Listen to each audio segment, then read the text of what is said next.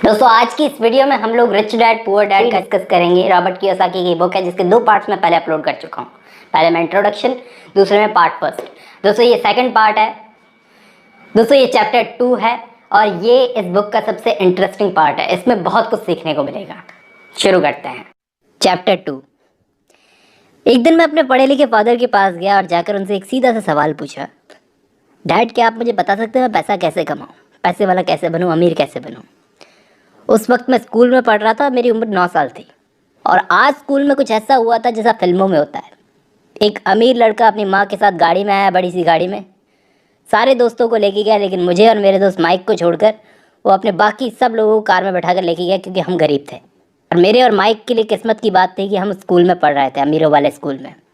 तभी मैंने अपने फादर से आकर ये बात पूछी। मेरी ये बात सुनकर डैड मुस्कुराए और अखबार नीचे रखा, बोला अमीर बनना है तो पैसा कमाना सीखो, सीधी सी बात है। लेकिन मैंने पूछा कैसे, दिमाग चलाओ, बस इससे ज़्यादा वो कुछ नहीं बोले। शायद इससे ज़्यादा वो जानते भी नहीं थे। तो मैंने माइक को आकर सारी बात बताई। बोले पापा ने तो ऐसे बोला। माइक ने बोला अब क्या करें क्या करें। तो हम दोनों ने एक प्लान बनाया। माइक ने साइंस की किताब में कोई बुक में पढ़ा था टूथपेस्ट बनाने का तरीका। तो हम लोगों ने क्या किया, टूथपेस्ट की ट्यूब जमा करना शुरू कर दी। जो खाली हो जाती थी टूथपेस्ट की ट्यूब, हम पड़ोसियों से मांग लाते थे, घर से ले लेते थे, सब जगह से मांग मांग के हमने बहुत सारी ट्यूब जमा करना शुरू कर दी। पर एक दिन बहुत ज़्यादा वो हो गई तो मम्मी ने पूछा क्या करने वाले हो। अब बिजनेस प्लान था, हम किसी को बता नहीं सकते थे। तो मेरी मम्मी ने हमको 1 हफ्ता दिया कि 1 हफ्ते में ये सारा कचरा साफ़ होना चाहिए। अब प्रॉब्लम यहाँ पर ये थी कि प्रॉपर्टी की मालकिन यानी कि मेरी मम्मी ने हमें 1 हफ्ते में जगह खाली करने का नोटिस थमा दिया था। तो बिज़नेस को खतरा था। लेकिन अभी हमें हमारे प्रोडक्शन के लिए और ट्यूब्स की ज़रूरत थी। तो एक दिन डैडी अपने दोस्तों के साथ बाहर जा रहे थे, तभी उन्होंने हमें देख लिया कि 9-9 साल के 2 बच्चे खुद की टूथपेस्ट का प्रोडक्शन करने की सोच रहे हैं। वाह, डैडी और उनके दोस्त हमें देख लिए और वो हमारे पास में आए। लेकिन हमारा तरीका सही नहीं था। वो लोग हमें देखकर हंसने लगे, बाकी सब हंसने लगे तो डैडी भी मुस्कुरा दिए, ये बच्चे ये क्या कर रहे हो।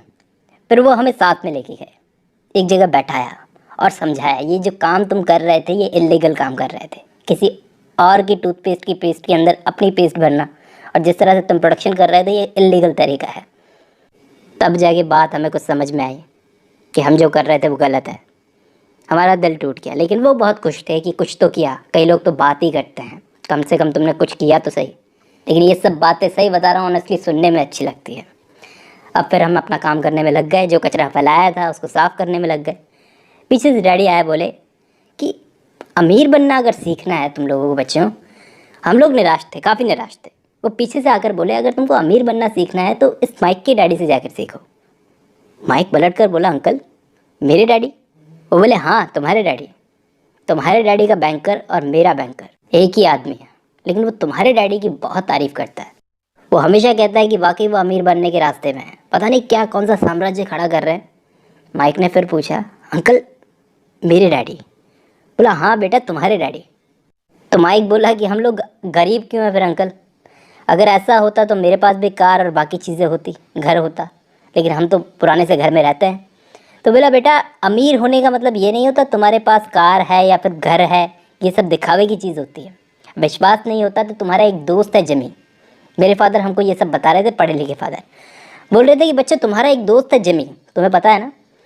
उसके फादर के पास कार है, उसके फादर मेरे दोस्त ही हैं, एक शुगर प्लांटेशन कंपनी में काम करते हैं और उनकी हालत और मेरी हालत में कोई खास फ़र्क नहीं है। वो कंपनी जो है शुगर प्लांटेशन कंपनी घाटे में जा रही है और वो जो कार उनको दी हुई है ना वो कंपनी ने दे रखी है। थोड़े टाइम में देख लेना वो कार भी नहीं रहेगी और पता नहीं घर भी रहेगा कि नहीं रहेगा। थोड़ा टाइम रुक जाओ। और माइक बेटा तुम्हारे पापा की बात की जाए तो वो कुछ बड़ा कर रहे हैं, कुछ साल रुक जाओ, वो देख लेना तुम्हारे अपने फादर को इस एरिया के सबसे ज़्यादा हवाई के सबसे ज़्यादा अमीर आदमियों में गिने जाएंगे। फिर हमें अपने फादर की बात सुन के जोश आ गया कि चलते हैं माइक के फादर के पास में, उसके डैडी के पास में सीखने के लिए वो ऐसा क्या कर रहे हैं। लेकिन वो बहुत काम करते थे, बहुत बिजी आदमी थे, उनके पास टाइम नहीं था और हम जैसे बच्चों से मिलेंगे भी या नहीं। तो मैंने कहा माइक जाके अपने फादर से बात कर। माइक मुझे बोला कि पापा से बात करके तुझे बताता हूँ। अब रात को 8:30 बजे इसका फ़ोन आया, बोलता है कि भाई नेक्स्ट सैटरडे की मीटिंग फिक्स हो गई उनसे, नेक्स्ट सैटरडे को हमसे बात करेंगे सुबह 8 बजे। अब शनिवार सुबह 8 बजे मैं पहुंच गया माइक के घर। माइक के फादर बहुत बिजी आदमी थे, हम वेट करने लगे। माइक का घर बहुत पुराना था, बहुत ही पुराना था, बहुत सिंपल सा घर था। कमरे में सस्ती सी चटाई बिछी हुई थी और सस्ता सा पुराना फर्नीचर था जिसकी स्मेल आ रही थी पूरे कमरे के अंदर। एक बार के लिए दिमाग में आया कि ये मुझे सिखाएंगे कि अमीर कैसे बनना है। सोफे पर 2 औरतें बैठी हुई थी और एक आदमी बैठा हुआ था। मैंने माइक से पूछा तो माइक बोला, हाँ ये मेरे डैडी का स्टाफ है।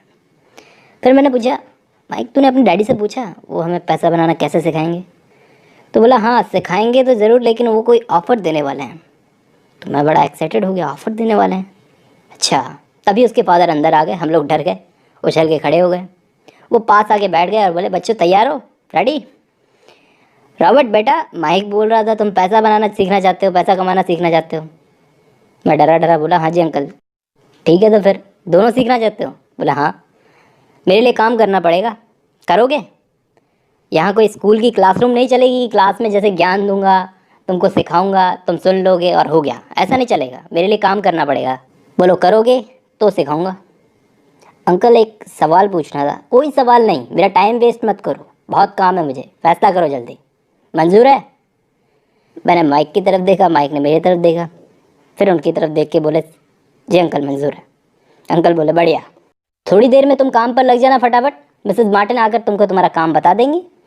1 घंटे के काम करने के लिए तुम्हें 10 सेंट्स मिलेंगे। हर सैटरडे अगर 3 घंटे काम करना होगा 30 सेंट्स मिलेंगे। लेकिन आज अंकल, आज हमारा मैच है। तो जाओ ठीक है, फिर मैच खेलो। अरे अरे अंकल, आप तो नाराज़ हो गए। मान लिया मान लिया, मैच क्या है, कभी और खेल लेंगे। फिर हम मिसेस मार्टिन के साथ काम में लग गए। तो बहुत हैवी काम था। काम क्या था हमारा? स्टोर रूम में बड़े बड़े भारी भारी बक्से उठाओ, गर्मी बहुत थी, धूल आती थी, हवाई में धूल चलती है, धूल आती थी, तो उन बक्सों से धूल साफ़ करनी थी। 3 हफ्ते तक हमने ये गर्मी में गधों की तरह काम किया और हमको जो पैसे मिल जाते उससे हम 30 सेंट्स मिल जाते, बहुत कम थे उस टाइम के हिसाब से, बहुत कम थे, लेकिन कुछ खास खुशी नहीं होती थी जिस हिसाब से हम काम कर रहे थे। उससे क्या करते थे, हम कॉमिक्स ले लेते थे।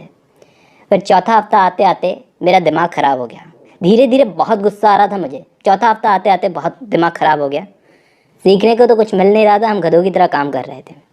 अच्छा वो तो छोड़ो, माइक के डैडी से सिर्फ एक बार मुलाकात हुई थी, वो पहले दिन, उसके बाद मुलाकात ही नहीं हुई। सीखने को क्या मिलेगा? मैंने माइक से बोला, भाई गुस्से में बोला, भाई तेरे पापा हमको कुछ सिखा तो रहे नहीं है, मैं काम छोड़ रहा हूँ। फिर उसके फेस की तरफ मैंने देखा, वो हंस रहा था। अरे भाई मुस्कुरा क्यों रहा है, काम छोड़ रहा हूँ मैं। तो बोला, डैडी बोल रहे थे जब तुम ऐसे गुस्सा हो जाओ और काम छोड़ने की बात करो तब उन्होंने तुम्हें अपने पास बुलाया। बोला क्या मतलब? वो मेरे साथ गेम खेल रहे थे? शायद उनके सिखाने का तरीका थोड़ा अलग है, मेरे पापा थोड़े अलग हैं, वो ज़्यादा बात नहीं करते। मुझे मेरे फादर को भी माइक के डैडी पर इतना गुस्सा आ रहा था। मेरे फादर ने बोला, एक तो बच्चों से इतना हैवी काम करवा रहे हैं जो कि गलत है, कानूनन गलत है ये, और ऊपर से तुमको पैसे मांगने चाहिए बेटा, ज़्यादा पैसे मांगने चाहिए उनसे, कम से कम 25 सेंट्स तो मांगने ही चाहिए। मेरे फादर ने मुझसे कहा, पढ़े लिखे फादर ने, 10 सेंट्स में काम करवा रहे हैं। मैं माइक के डैडी से मिलने गया, क्या क्या जाके पूछूं तो सही, ऐसा क्यों किया? 3 हफ्ते काम करवाया, कुछ सिखाया नहीं, गधे की तरह मेहनत करवाई और गुस्सा होने पर अपने पास बुलाया। लेकिन वो मिलने नहीं आया मुझसे, मुझे वेट करवाया। सोफे पर बैठा हुआ था उन 2 औरतों के साथ, वो 2 औरतें अभी भी बैठी हुई थी वहाँ पर सोफे पर, माइक भी वहीं पर था। लेकिन मैं क्यों बैठा हूँ यहाँ पर? उन्हें मज़ा आ रहा है मुझे परेशान करने में। 1 घंटे के बाद वो आए, 1 घंटे तक मुझे इंतज़ार करवाया, लोग आए लोग गए, लेकिन मैं वहीं बैठा हुआ था। फिर उन्होंने मुझे अपने पास ऑफिस में बुलवाया, मैं चुपचाप वहाँ पर जाकर बैठ गया। वो बोले, अच्छा बेटा तो तुम चाहते हो या तो तुम्हारी सैलरी बढ़े या फिर तुम काम छोड़ दोगे, यही? मैं बोला हाँ। ये बोलते हुए मेरी आंखों में आंसू आ गए कि आपने अपना वादा पूरा नहीं किया अंकल, धोखा दिया है मुझे। मैंने अपना बेसबॉल छोड़ दिया इसके चक्कर में, इस काम के चक्कर में कि आप मुझे कुछ सिखाएंगे, और आपको एक बच्चे पर ज़रा सी भी दया नहीं आई, तरस नहीं आया। आसपास लोग सही बोलते हैं आपके बारे में, आप बहुत ग्रीडी आदमी हो, लोगों से बस अपना काम निकलवाना जानते हो। अच्छा तो अब तुम क्या करोगे? अंकल मेरे पापा सरकारी नौकरी करते हैं, मैं आपकी शिकायत करूँगा कि आपने बच्चों से काम करवाया है। शाबाश बेटा, तुम भी वही ज़ुबान बोल रहे हो जो बाकी सारे वर्कर्स मेरे बोलते हैं। नौकरी छोड़ के चले जाएंगे, आपकी शिकायत करेंगे, ये करेंगे वो करेंगे। अब मुझे ये आदमी पागल लगने लगा था जिसको ताले में बंद करके रखने की ज़रूरत थी। वो बोले, बेटा मैंने तुमको पहले ही समझा दिया था, पहले ही बता दिया था कि मैं स्कूल के क्लासरूम की तरह नहीं सिखाऊंगा, मैं तुमको वैसे सिखाऊंगा जैसे ज़िंदगी सिखाती है, और अब तक मैं तुम्हें सिखा ही रहा था। पहले दिन से तुम्हें मैं सिखा रहा था, ज़िंदगी में कोई चमत्कार नहीं होते, समझ लो ये बात, समझ रहे हो ना? वो मेरी तरफ घूरने लगे, आखिर जब उनकी बात थोड़ी थोड़ी मेरी मोटी बुद्धि में घुसने लगी, तब जाकर मैंने अपने गुस्से में भरी नज़रें नीचे झुकाई कि आखिर वो सही थे, कहीं ना कहीं वो बड़े थे, इस तरह से नहीं देखना चाहिए। मैं ही आखिर सीखना चाह रहा था, तो फालतू क्यों लड़ रहा हूँ। बोले बेटा इतने सारे वर्कर्स हैं मेरे पास काम करते हैं, और आज तक आके एक भी वर्कर ने मुझे ऐसे डायरेक्टली नहीं बोला कि सर मुझे पैसा कमाना सिखाओ। जब तुम दो बच्चों ने आकर मुझे बोला तो मुझे बहुत अच्छा लगा कि कोई पैसा कमाना सीखना है। नहीं तो लोग नौकरी मांगने आते हैं, पैसा मांगने आते हैं, लोगों को नौकरी चाहिए, सैलरी चाहिए, लेकिन सीखना कोई नहीं चाहता। तुम पहले थे और 9-9 साल के बच्चे मुझसे सीखने आए, तो मैंने सोचा तुम्हें सिखाने का तरीका भी अलग होना चाहिए। हाँ अंकल, और मैंने सीखा कि आप कितने मतलबी हैं। और वो ज़ोर से हंसने लगे। बोले बेटा तुम एक काम करो ना, तुम्हारी प्रॉब्लम क्या है पहले यह तय करो। पहले ये तय करो कि तुम्हारी प्रॉब्लम क्या है, ये पता करो।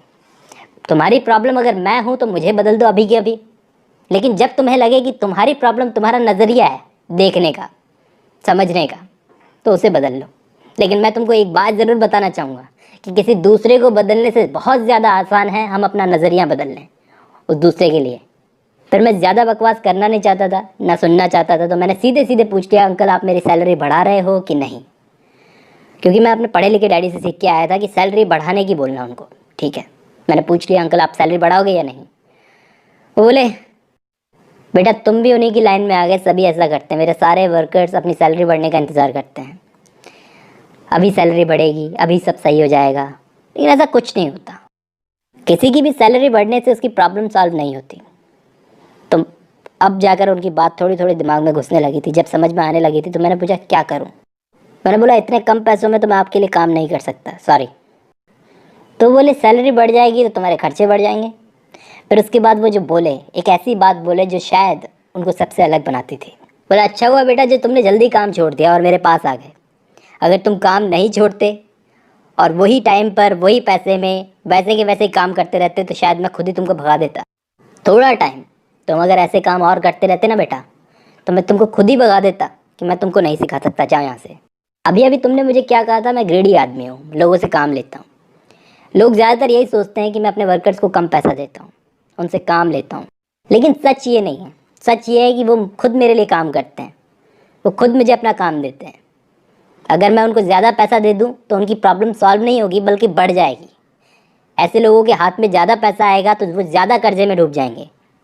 तुम अपने फादर को ही देख लो ना, अच्छी खासी नौकरी है, क्या कमी है, अच्छे खासे पैसे आते हैं, लेकिन तभी भी उनके पैसे के रोने लगे रहते हैं। ये बिल देने हैं, वो बिल देने हैं, ये टैक्स चुकाना है, ये करना है, वो करना है। क्यों? जब इतना पैसा आता है तो क्यों उनके इतने रोने लगे रहते हैं पैसे के? क्योंकि उन्होंने कभी शुरू से पैसे के बारे में कुछ सीखा ही नहीं, पैसा कैसे काम करता है। वो बस पैसा कमाते हैं अपने बिल्स भरने के लिए। तो मैंने पूछा आपका कहने का मतलब है आप पैसे के लिए काम नहीं करते, पैसा आपके लिए काम करता है? तो उन्होंने कहा हाँ, ये चीज़ सब सीखना नहीं चाहते, तुम्हारे फादर भी सीखना नहीं चाहते कि पैसा कैसे काम करता है, पैसे को कैसे काम करवाया जाता है, अपने लिए लगवाया जाता है। क्योंकि पैसे के लिए काम करना आसान है, पैसे को अपने लिए काम पे लगवाना बहुत मुश्किल है, क्योंकि थोड़ा रिस्क लेना पड़ता है उसके अंदर, और लोगों को डर लगता है कि उनकी नौकरी ना चली जाए। अब जहाँ मेरे सारे दोस्त एक तरफ बेसबॉल खेल रहे होंगे, मैं यहाँ पर बैठा इनकी बातें सुन रहा हूँ। वो बोले बेटा 1 महीने के अंदर 4 हफ्तों में तुमने मेरे लिए काम किया है, मैंने तुम्हें 50 साल का ज्ञान दिया है। जो लोग 50 साल लगा देते हैं उस ज्ञान को सीखने में, मैंने तुम्हें, ज़्यादातर लोग अपनी ज़िंदगी गुजार देते हैं इस चीज़ को सीखने में। तुम बताओ, तुमको इंतज़ार करना अच्छा लगता है? जैसे मेरे सारे बाकी वर्कर्स, मिसेस मार्टिन बैठी हुई थी, वहाँ पर 2 औरतें बैठी हुई थी सोफे पे, तुमने ध्यान दिया? 4 हफ्तों में वो वहीं की वहीं बैठी हुई है, और बाकी वर्कर्स क्या करते हैं? ऐसे ही करते हैं इंतज़ार। तुम्हें ऐसे इंतज़ार करना पसंद है? वो मेहनत करते हैं, सवाल इतनी मेहनत करके, इतना इंतज़ार करके जो पैसा हाथ में आता है वो तुम टैक्स भरने में लगा देते हो। क्या ऐसे लोगों की ज़िंदगी जीनी है? सरकार तो अपना हिस्सा लेने पहले आ जाती है, रेडी रहती है वो। तो जो भी करोगे सरकार पहले आ जाएगी अपना हिस्सा मांगने के लिए। अब मैं तुमको बता दूं, तुम्हारे फादर से मैं ज़्यादा कमाता हूँ, लेकिन वो मुझसे ज़्यादा टैक्स देते हैं। विश्वास होगा इस बात के लिए? मैंने पूछा अंकल कैसे? तुमने देखा होगा टैक्स का रोना हमेशा वो रोते रहते हैं। तुम तो उसके साथ में रहते हो, तुम तो अपने फादर के साथ में रहते हो घर में, कभी ध्यान दिया है? वो हमेशा टैक्स का रोना रोते रहते हैं, क्योंकि उन्होंने कभी सीखा ही नहीं पैसा कैसे काम करता है। जिस टाइम पर उनको सीखना था, जिस उम्र में तुम मेरे पास आकर के सीख रहे हो, उस टाइम पे उन्होंने सीखा ही नहीं है सब कुछ, और उस वक्त वो बेकार कामों में लगे हुए थे। ठीक है, पार्टी करना, हॉलीडेज़ पर जाना, ये करना वो करना, और जब टैक्स भरने का टाइम आया तो वो रोना शुरू कर देते हैं। और यही करते करते एक टाइम ऐसा आ जाता है ज़िंदगी के अंदर जब ये प्रॉब्लम इतनी बड़ी हो जाती है कि चाह कर वो अपनी जॉब छोड़ नहीं सकते हैं, जिस काम में वो लगे हुए हैं वहाँ पर बंद के रह जाते हैं। ये तुम्हारी एज है सीखने की, यही उम्र है सीखने की, बोलो इच्छा है सीखने की? तो मैं बोला हाँ। तो बोले जाओ वापस काम पर लग जाओ। पिछली बार मैं तुमको 30 सेंट्स दे रहा था काम करने के लिए, मैंने सोचा सैलरी बढ़ाएंगे, अब के 1 पैसा नहीं दूंगा, फ्री में काम करना पड़ेगा मेरे लिए। बोलो करोगे? लेकिन अंकल तुमने कहा था ना तुम्हें सीखना है तो जाओ, तुम्हारा दोस्त मेरा बेटा माइक तो लग गया है काम पर, तुम भी जाओ काम पे लग जाओ। लेकिन मैंने बोला अंकल आप पहले पैसे तो दे रहे थे, ऐसे मत करो, काम कुछ तो दो, काम कर रहा हूँ आखिर। वो बोले ले लो, मैं ज़्यादा पैसे दे दूंगा तुमको, 20 सेंट्स ले लो 1 घंटे के, और बन जाओ मेरे बाकी वर्कर्स की तरह, अपने फादर की तरह, सोच लो। मैं सोचने लगा पैसे बढ़वाने आया था, फ्री में काम करना पड़ रहा है, क्या करूं क्या करूं। भाई आज 20 सेंट्स तो ले लूँगा, वैसे कोई ख़ास बड़ी रकम भी नहीं है, ले लूँगा, लेकिन ये जो ज्ञान देने जा रहे हैं क्या मालूम वो ज़्यादा काम का हो।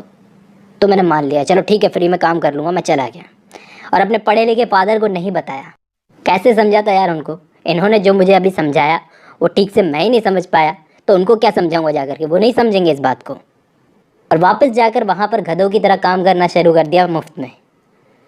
अब कॉमिक्स भी नहीं मिलेगी जो हम पढ़ते थे, 3 हफ्ते लगे रहे काम में, 4 हफ्ते पहले काम कर चुका था, 3 हफ्ते और लगे रहे काम में।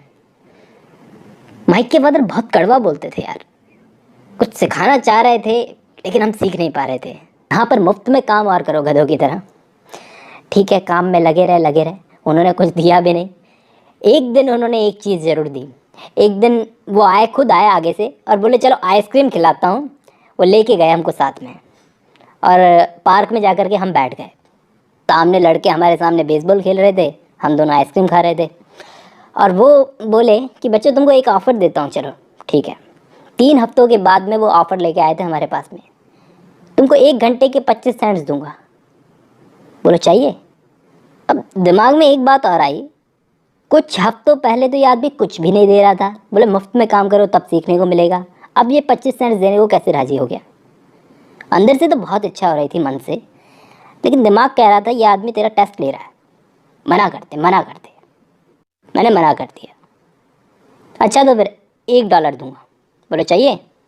बिल्कुल तूफान उठ गया। मैंने माइक की तरफ देखा, $1 बहुत ज़्यादा होता है, बहुत ज़्यादा होता है, मान लो। अंदर से आवाज़ आ रही थी मान लो।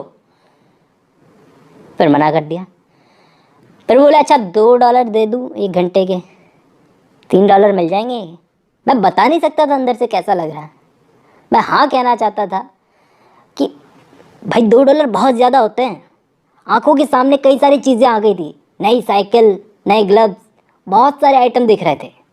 दोस्तों के सामने शो ऑफ करेंगे कि इतना पैसा कमाते हैं, बहुत ज़्यादा होते हैं $2। वो हमारी तरफ देख रहे थे और उनकी आंखें साफ साफ बता रही थी, ऐसा करके उन्होंने हज़ारों लोगों का टेस्ट ले चुके हैं वो। हमने फिर भी मना कर दिया। अब बोले चलो ठीक है $5 दूँ 1 घंटे के। अब जो अंदर तूफान उठा हुआ था अचानक से शांत पड़ गया। ये एक बहुत बड़ा ऑफर था, $5 1 घंटे के, यानी 3 घंटे के $15, बहुत ज़्यादा होते हैं। उस ज़माने में बहुत ज़्यादा होते थे। दिमाग में पता नहीं क्या चल रहा था, कुछ बोला ही नहीं मैं। हंसने लग गए। बोले बच्चों इस मामले में इंसान में 2 चीज़ें होती है, गौर से सुनना, बहुत काम की बात बताने जा रहा हूँ। एक डर, एक ग्रीड। डर पैसा कमाने का और ग्रीड लालच पैसा हाथ से उड़ने का। डर से पैसा हाथ में आता है और ग्रीड से पैसा हाथ से जाता है। खर्च करवाने में काम करती है ये ग्रीड, ठीक है। अगर मैं तुमको $10 1 घंटे के भी दे देता हूँ ना, तो तुम्हारे खर्चे कम नहीं होंगे, खर्चे बढ़ जाएंगे। लोगों को हमेशा ऐसा लगता है पैसा ज़्यादा कमाने से उनका ये जो डर है ये कम हो जाएगा, लेकिन ऐसा नहीं होता। अगर मैं तुमको $10 दूंगा ना 1 घंटे के, तो तुम्हारे खर्चे बढ़ जाएंगे। सोचो, खुद सोचो, नहीं बढ़ेंगे। और अभी मैं जब तुमको कुछ नहीं दे रहा हूँ ना, तो देखो आगे क्या कमाल होता है। मुझे और माइक को उनकी ये बात बिल्कुल समझ में नहीं आ रही थी, ये हवाई बातें क्यों कर रहे हैं। पैसे को अपनी ज़िंदगी मत चलाने दो बच्चों, ऐसा बोल रहे थे। पैसा बस थोड़े टाइम की खुशी देता है, कितना भी कमा लो थोड़े टाइम की खुशी मिलेगी। उन्होंने ये चीज़ एक एग्जाम्पल के थ्रू हमको समझाई। हम लोग पार्क में बैठे हुए थे, मैंने आपको बताया था। आइसक्रीम तो हाथ से पूरी पिघल चुकी थी, उनकी बातें सुन रहे थे हम तो। पार्क में बैठे थे, एक पागल आदमी वहाँ पर आया घूमता हुआ। तो उन्होंने क्या किया, अपने पर्स में से $1 निकाला और उस पागल आदमी को इशारा करके अपने पास बुलाया। तो पागल आदमी पैसे देखते ही फटाफट आ गया। पैसा सबको प्यारा है, देखने में अच्छा लगता है, वो फटाफट आ गया, हाथ में $1 लिया और बड़ा खुश होकर उन अंकल को दुआएं देता हुआ वहाँ से चला गया। वो बोले, बच्चों गौर से देखा तुमने क्या हुआ अभी? इस बेचारे आदमी में, इस बेचारे पागल में और मेरे वर्कर्स में कोई खास फर्क नहीं है। इसको पैसा मिला, वो लोग भी पैसा देखते भागे चले आते हैं। 8-8 घंटे पैसों के लिए वो काम करते हैं और पैसा देखे भागते चले आते हैं। एंड में ऐसा बोलते हैं कि हमें पैसे में कोई इंटरेस्ट नहीं है। अब अगर तुम्हें पैसे में इंटरेस्ट ही नहीं है तो 8-8 घंटे काम क्यों करते हो पैसे के लिए, और पैसा देखते भागे क्यों चले आते हो? अपनी सैलरी की तारीख आते इतनी खुशी क्यों आ जाती है? तो ये झूठ नहीं हुआ क्या? अब मैं इनको क्या बोलूँ, क्योंकि मेरे पढ़े लिखे फादर भी यही कहते थे हमेशा कि मुझे कोई पैसे में इंटरेस्ट नहीं है। इसके बाद उन्होंने बड़ी काम की बात मुझे एक समझाई, आप भी सुन लो। उन्होंने बोला कि कभी भी अगर तुम्हें ऐसा लगे ज़िंदगी के अंदर कि एक ऐसा डर आ जाए कि अभी तो पैसे कमाने ही हैं, तो दिमाग में फटाफट फैसला मत लेना कि कोई छोटी मोटी नौकरी पकड़ लूँ, उसके पीछे मत भागना। क्योंकि अगर वो छोटी मोटी नौकरी लेने से, छोटे मोटे पैसे लेने से, 8-10 हज़ार की नौकरी लेने से अगर तुम्हारा डर ख़त्म हो जाता है ना, जैसे कपड़ों की दुकान पर 8-8, 9-9 हज़ार की नौकरी करते हुए लड़कों को देखा होगा, लंबे टाइम तक वो नौकरी करते रहते हैं। वो उस टाइम पर अपना टेम्प्रेरी सॉल्यूशन निकाल लेते हैं कि 8-8, 9-9 हज़ार की नौकरी करके हम आराम से थोड़ा टाइम तो निकाल लेंगे, बाद में कुछ बड़ा कर लेंगे। लेकिन वो 8-9 हज़ार से आगे नहीं निकल पाते कभी ज़िंदगी के अंदर, है ना? दिमाग में से आई, हाँ ऐसा होता है। तो इस चीज़ का सॉल्यूशन क्या है? सॉल्यूशन तब है जब तुमने वो नौकरी पकड़ने से पहले जो तुम्हारे दिमाग में डर आया था कि अब तो कुछ करना पड़ेगा, उस टाइम पर इस चीज़ के लिए सोचा होगा कि ये छोटी मोटी नौकरी क्या मेरे लंबे टाइम की प्रॉब्लम का सॉल्यूशन है। तब तुम्हें जाकर वो 8-9 हज़ार की नौकरी के अंदर तुम्हारा कंफर्ट जोन ना मिला होता तो तुम कुछ बड़ा सोचते। मैं चाहता हूँ बच्चों, वो बोलते हैं, हमें बोलते हैं कि मैं चाहता हूँ कि तुम अपने अंदर आने वाले ये डर और ग्रीड को, ये जो 2 फीलिंग्स हैं, इनको जीतो। और तुमने जीत लिया। 2 बार मैंने तुम्हें ऑफ़र दिए। मैंने सबसे पहले अभी तुम्हें $5 का ऑफ़र दिया, तुम्हारी आंखों के सामने ग्रीड आ गई। कैसे आ गई? तुम्हारी आंखों के सामने चीज़ें आ गई कि मैं क्या क्या खरीद सकता हूँ। आए कि नहीं? आई ना? अब झूठ तो नहीं बोल सकते थे, हाँ साइकिल आ गई थी, ग्लव्स आ गए थे। और बेटा रॉबर्ट, मैंने उस दिन तुम्हें कहा था कि तुम फ्री में काम करो, तो तुम फ्री में काम करने को भी राज़ी हो गए थे कि हाँ ज्ञान सीखने को मिलेगा। तो 2 बार तुमने अपनी इन फीलिंग्स पर कंट्रोल किया है। 2 बार अपनी ग्रीड की फीलिंग पर कंट्रोल किया है। ये चीज़ सीखना ज़रूरी है। और दूसरी चीज़, ये जो कंपनियों में काम कर रहे हैं ना लोग, रोज़ उठते हैं, कॉफ़ी पीते हैं, ऑफिस की तरफ भागते हैं, ये लोग गधे की तरह हैं। एक गधा जिसके सामने गाजर लटका दी गई हो, मालिक को जहाँ जाना है वो तो जाएगा ही, और गधा गाजर के पीछे पीछे जाएगा। जिस वक्त तुम ये ग्लव्स और साइकिल के सपने देख रहे थे ना, उस वक्त तुम वो गधे बन गए थे, तुमको वो गाजर देख रही थी अपनी सामने। और ये जो तुम्हारी गाजर है ना, जिसके पीछे तुम भाग रहे हो, टाइम के साथ महंगी होती जाएगी। कहने का मतलब ये है कि आज तो तुम्हारे सपने हैं एक साइकिल लेने के, ग्लव्स लेने के, कल कार लेने के होंगे, दोस्तों के सामने रौब झाड़ने के होंगे। एक बात तो मैं तुमको बता दूं, वो गधा जिसको उसका मालिक गाजर दिखा के आगे चला रहा है ना, अगर वो भी पूरा सीन देख लेता ना कि ऊपर एक लकड़ी से गाजर बंधी हुई है, पूरा सीन अपनी आंखों से देख लेता, शायद वो गाजर के पीछे जाने से पहले एक बार ज़रूर सोचता। मैं तुम्हें पूरा सीन दिखा रहा हूँ कि तुम अपनी गाजर के पीछे कैसे भाग रहे हो। अपनी फीलिंग्स पे थोड़ा कंट्रोल रखो, जैसे तुमने पहले रखा था, उस वक्त रखा था 2 बार मेरे सामने। खुद को सोचने का टाइम दो। सवाल पूछो अपने आप से, क्या रोज़ उठकर काम पे भाग के जाना मेरी प्रॉब्लम का सॉल्यूशन है? खुद को टाइम दो। अब ये चीज़ दोस्तों, फीलिंग्स पर कंट्रोल, डर और ग्रीड की फीलिंग्स पर कंट्रोल की बात मेरे ज़िंदगी भर काम में आई। इसके बाद हम लोग फ्री में नौकरी पर लग गए, फिर से माइक के फादर की नौकरी पर। लेकिन दिमाग में उनकी बातें चल रही थी, स्कूल में भी उनकी बातें चल रही थी दिमाग में। लेकिन 2 हफ्ते तक वापस काम करने के बाद में फिर से हमारे दिमाग में वो कॉमिक बुक्स आ गई कि यार कॉमिक बुक्स तो चाहिए, कम से कम कॉमिक बुक्स तो चाहिए। उसके लिए पैसे नहीं थे, उसके लिए पैसे जमा करने पड़ेंगे। एक दिन हमको सॉल्यूशन मिल गया। वहाँ पर काम करते करते हमने क्या देखा, मिसेस मार्टिन कुछ पुरानी कॉमिक्स का फर्स्ट पेज फाड़ रही थी, जिनको हमने पढ़ रखा था। वो बची हुई कॉमिक को ऐसे ही कार्डबोर्ड में डाल रही थी, बेकार हो गई थी, बेचने के लिए थी। पहला पेज ही उनके काम का था। तो हम लोगों ने एक खाली कमरे का इंतज़ाम किया। मैंने कहा मिसेस मार्टिन से, ये हमारे काम में आ सकती है क्या? उन्होंने कहा कोई डिस्ट्रीब्यूटर आएगा, उससे बात कर लेना। हमने उससे बात कर ली और एक खाली कमरे का इंतज़ाम किया। माइक की मम्मी ने खाली कमरा बेसमेंट में हमको दे दिया क्योंकि वो उनके कोई काम का नहीं था। तो हमने पुरानी कॉमिक्स को जमा करके, बहुत सारी 100-200 कॉमिक्स को जमा करके एक लाइब्रेरी बना ली कॉमिक्स की, माइक के बेसमेंट में, ठीक है। और माइक की बहन को वहाँ पे लाइब्रेरियन बना दिया और लड़कों को वहाँ पर बुला लिया कि कॉमिक्स पढ़ने आओ, 2 घंटे में 10 सेंट्स देकर कितने भी कॉमिक्स पढ़ लो। उनके लिए अच्छा सौदा था, 10 सेंट्स में इतनी सारी कॉमिक्स पढ़ने को मिल रही है।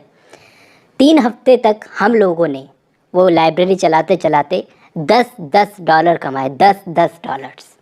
माइक के फादर हमें $5 का ऑफ़र दे रहे थे, वो $10 हमने कमाए। माइक की बहन को भी हम लोग $1 दे देते थे, वो भी खुश हो जाती थी। और वहाँ दूसरी तरफ अभी भी हम माइक के फादर के लिए फ्री की नौकरी कर रहे थे। अब लाइब्रेरी हमारी ज़्यादा टाइम तक चल नहीं पाई, लेकिन हमने $10 कमाए 3 हफ्ते तक। वो दूसरी गली के कोई लड़के आ गए थे, उन्होंने हल्ला कर दिया था, तो माइक के फादर ने कहा बंद करो, इस लाइब्रेरी को बंद कर दिया। लेकिन कम से कम उस लाइब्रेरी को खोलने से हमने ये तो सीख लिया कि अगर कम से कम एक जगह से पैसा नहीं मिलता तो इंसान का दिमाग खुद उस पर जोर डालने लगता है कि दूसरे जगह से ज़्यादा पैसा कैसे कमाया जाए, दूसरा काम ढूंढा जाए। खुद ही जोर पड़ता है दिमाग के ऊपर। वो लाइब्रेरी हमारा वो बिज़नेस बनी जिससे हमें ज़्यादा पैसा मिलता रहा।